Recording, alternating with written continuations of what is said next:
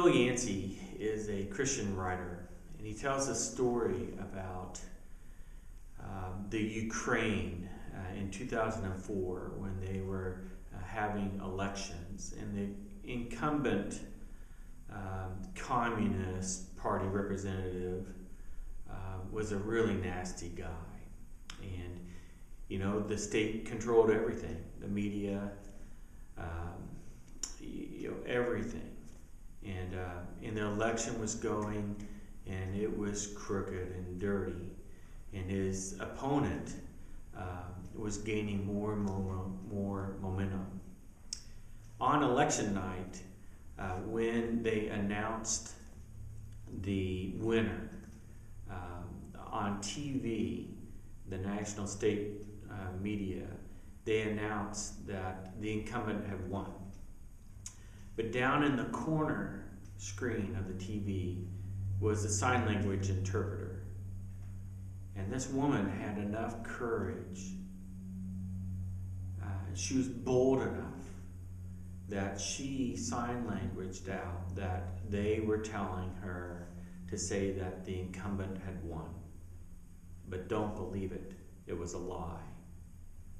Because of her courage and because of her doing that, her friends and all these deaf people around the country, they started texting and putting out through social media that the election was a hoax and was a fraud. And it started a revolution. And they raised enough anger and turmoil, and they protested it long enough in the streets that it overturned, and they had a new election, and the opponent was elected in. She was telling the truth down in the corner of the screen. And he uses that as a metaphor for the church, that in the world we have all these voices out there telling us who we should be, what makes us important, how much money we have, or how beautiful we are, what kind of clothes we wear, how we act, what kind of relationships we have. And he says it's the role of the church in our world. We are the voice of truth. And oftentimes it's like that little screen down in the corner.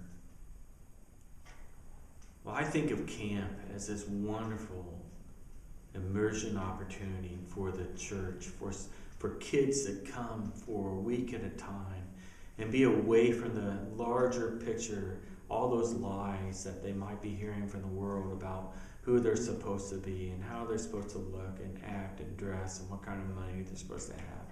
And they hear the truth. And they're immersed in the truth of the gospel.